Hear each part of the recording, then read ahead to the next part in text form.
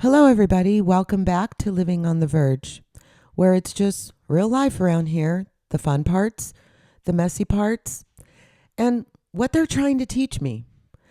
And today is one of my Friday style episodes, a little bit of everything. We're doing a little life lately, a little reality, a little wine, and I'm adding something new, a little travel, because we are officially entering that season over here. So let's just get into it. In life on the verge lately, first of all, I went and I did a spa treatment, and I'm not going to lie, it felt like one of those moments where you realize how much you needed something after you finally do it. Like, why do we wait so long for that kind of a reset? Do we not think we deserve it? Are we just too busy? Well, I finally got in there for the massage, and I was told my shoulder is in bad shape. And I was also told that a once a month spa treatment was probably not going to be enough for me and would not really help and solve the problem, and that I probably should be waiting no more than 3 weeks. And it was in a real genuine way, not a trying to upsell you way.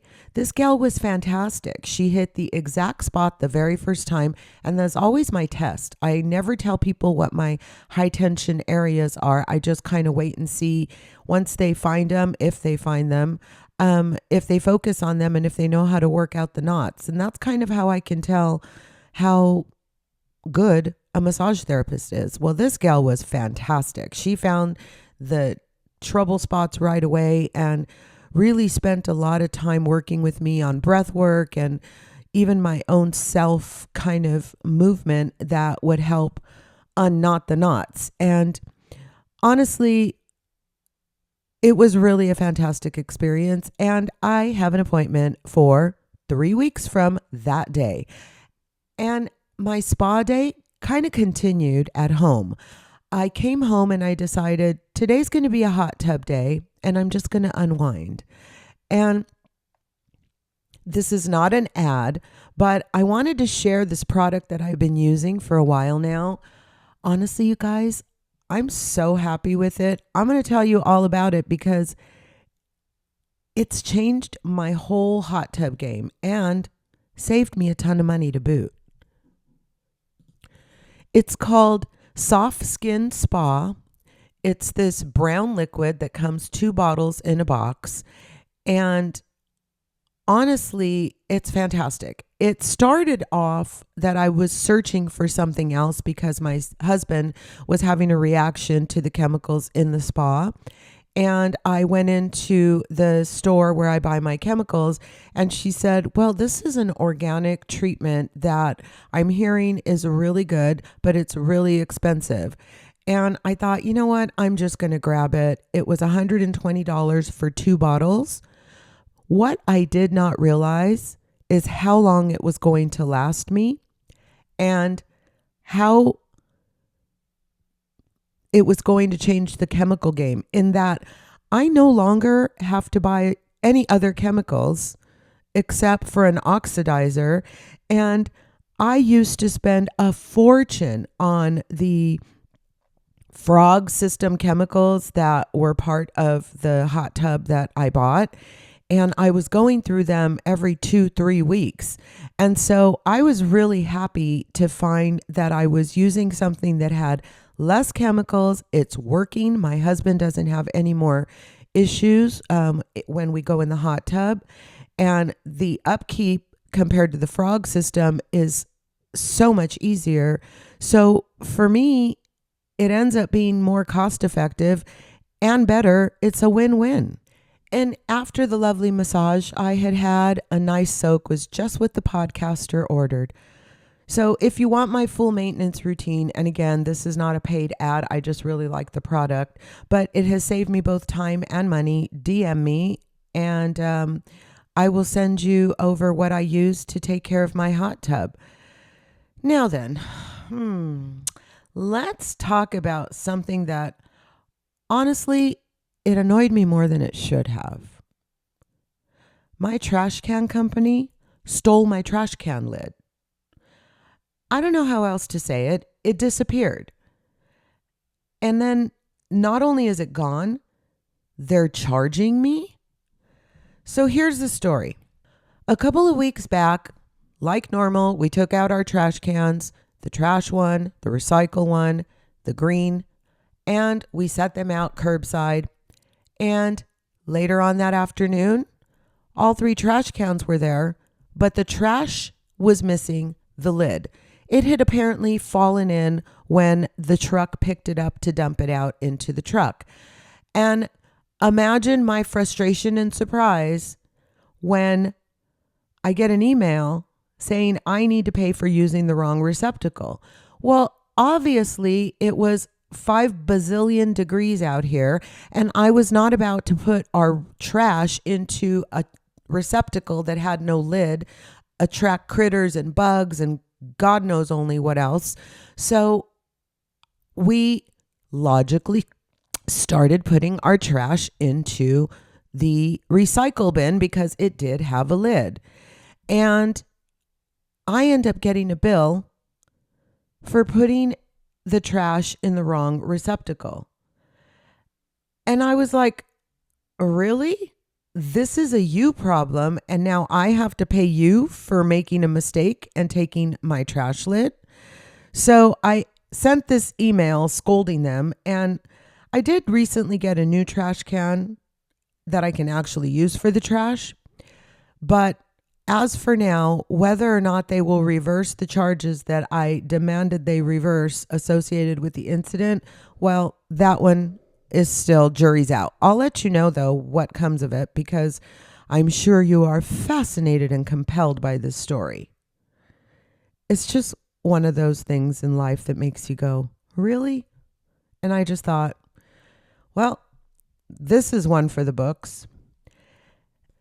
And on the opposite side of that, I've been having this feeling lately, and I think a lot of you will get this, where it feels like there's just never enough time. You get what I'm talking about? Well, I'm referring to, in this case, especially with my grandkids. My youngest grandbaby is growing so quickly, and luckily I get pictures of him almost every day. But wait, how is he already changing and doing things like lifting his head? I felt like yesterday I was reporting his birth. And there's this constant friction because, like, you want to be present, you want to show up, you want to have those moments, and then suddenly you look up and it's like, wait, how are we already here? Spring break just happened, and I don't know if you've noticed, but take a look around, people. It's basically graduation season, and you know what that means. It means that right around the corner after that, summer. And there's something about that shift that just makes you aware, like really aware that time is passing. Not in a sad way, just in a very real, this is happening way. Like, okay, better pay attention, Virginia, or this too shall pass, and you may not see it go right by you. But you guys, I really can't complain too much because life lately on the Verge has been pretty darn good. I've been getting out, having a good time. I'm getting ready to start planning and enjoying the spring and summer. So I can't complain too much. All right, let's get into reality on the Verge because there's actually some stuff happening right now. And I kind of feel like we need to talk about it. So first of all, Real Housewives of Miami, shame on you, Bravo, for not picking up cameras and continuing this. Have you heard? Lisa from Miami, Lisa Hochstein, has now been arrested. And I'm sorry, what? Like, this situation has officially crossed over from messy reality TV into real life consequences. And what makes this even more interesting is that she and Jody, who is now her ex-boyfriend, are now kind of both wrapped up in this. And I think what we're watching in real time here is what happens when you move too fast, you're still emotionally tied to something else, but you're trying to build something new on top of it. And if you don't know what I'm talking about, really quickly, apparently a arrest warrant was issued for both Jody and Lisa in connection with some tampering. They allegedly planted a listening device in Lisa's estranged/ex-husband Lenny right at the time that they were negotiating and contemplating the divorce settlement. And it apparently led to some eavesdropping that is tied to felony charges. So it's pretty darn serious. And to me, it's like, you guys, I want to see it. What's actually happening behind the scenes here. And I just want to see it. I'm disappointed that Bravo has decided to put Miami on pause, because it would have been fantastic to see cameras capture Alexia and Adriana, of all people, showing up to support Lisa, because she did turn herself in and then consequently got released. And that was on, TMZ or Page 6, one of those. But anyway, why are we not seeing this? Oh, okay. And what about this one? Amanda and West? Now, they tried to give it this fancy Amanda Scamandaball, blah, blah, blah, blah, blah. It's not catching like everybody wanted it to. But they've basically, Amanda and West, confirmed that they're together. And I'm sorry, are we all just going to skip over the fact that Amanda and Sierra were best friends? Because this whole situation, to me, it's not casual, it's not clean, it's certainly not drama-free. To me, this whole situation is giving, there's a story here, and we're not fully hearing it yet. And I think what's interesting is, on the surface, it's like, okay, two people got together. But underneath that, there's so much more. These people have been friends for years. There's dynamics of loyalty. There's the issue of timing. When and where did all of this start? Was Amanda still with Kyle? Was West still entertaining Sierra? And those are the things that actually make this messy. And in Real Housewives of Beverly Hills news, apparently the reunion for season 15 is going to be ablaze. It's 3 parts, and from what I'm hearing, Dorit and Erica have a complete and total falling out. Things continue to be tense with Kyle and essentially pretty much everybody. And Sutton is standing her ground. So it'll be very interesting to see how this one plays out. I have an interesting take. I left season 15 really liking Sutton Brown. So toodles, Sutton Strack. And then Andy Cohen recently announced the spinoff for 2026 to celebrate the 20 years of franchise. We all know it as the Real Housewives Ultimate Road Trip. I can't wait to see this one. It looks like it'll be fun. Although word on the street is that things are pretty manufactured. So I hope it doesn't come across that way. And if you haven't heard, casting for the upcoming season of Real Housewives of New Jersey was finally confirmed. And we know specifically who is coming back and who is not. Most notably, it is Margaret Josephs, who is not returning. And we have both Teresa and Melissa. So we'll see how that turns out for us. And Candy Burris and Todd Tucker, Real Housewives of Atlanta, has reportedly finalized their divorce settlement. And it actually happened quite quickly, if you ask me. And with regards to other litigious and legal related updates, Leah McSweeney, the lawsuit that she has against Bravo, well, apparently a New York City judge made a ruling in McSweeney's case against Bravo and Andy Cohen, and it's being described as kind of a big blow to both the network and Andy Cohen. So stay tuned. We'll see how this one plays out. I thought for sure this one would have been dead in the water months ago, but alas, it is still alive. And Grace Lilly of Southern Hospitality fame was arrested yet again for DUI. No surprise, guys. Sorry, Grace Lilly. Get your act together. And in latest news, Andy Cohen's contract was reportedly renewed, even though there were some controversies and there's a little drama surrounding his place in Bravo these days. They renewed his contract, so that means he's here to stay, at least for now. And I'm not mad at that. I love Andy Cohen. So overall, right now, when I look at reality TV as a whole, I almost feel like reality TV and pop culture and current day life are kind of blending together in this weird way where it's not just entertainment anymore.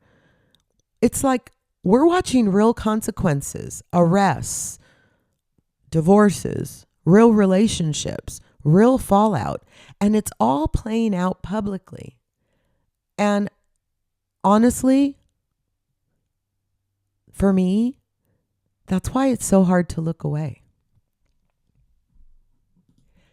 And now, my friends, it is time for Winos on the Verge, my quick, honest take on where we went, what we drank, and whether I'd go back. But this week, I'm going to do a little reminder because it's a big weekend. If you're local, the Big Red Fest is coming up on the Di Portola Wine Trail. I talked about it in detail a couple of episodes back, but as a reminder, this is one of those events where you kind of hit multiple wineries in one day, taste a ton of different wines, and just make a whole experience out of it. It's a really good day for groups or a fun day out, maybe a bachelorette, or even just trying new spots without having to commit to one winery. So if you've been thinking about getting out there, this is your sign. There'll be 3 tastings at each of 11 wineries, along with 11 small bites. And I happen to know a little insider tip. One of my favorite wineries promises their bite won't be small. So there are still tickets available as of this recording. And I urge you to get out there and enjoy some wine on a beautiful Sunday afternoon. Okay.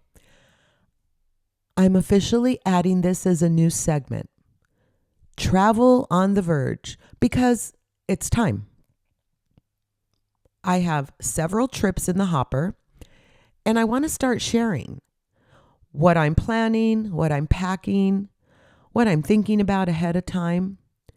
So the first one coming up, we're flying to San Juan, Puerto Rico, and then heading out on a cruise ship to the Caribbean. So I will be covering the ports, what to do, what I recommend, what I'd skip, all of it. Because if you're anything like me, you don't want to figure it out after you get there. You want to have at least a loose plan going in.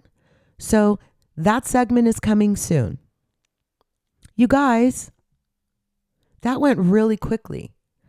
That's your Friday Mix episode. A little life, a little reality, a little wine, and now a little travel. If you're new here, this is kind of what we do on Fridays, just real life as it's happening. And if something in this episode resonated with you, or you're watching the same shows or planning a trip, stick around. And until next time, I'll be right here living on the verge. Have a great weekend.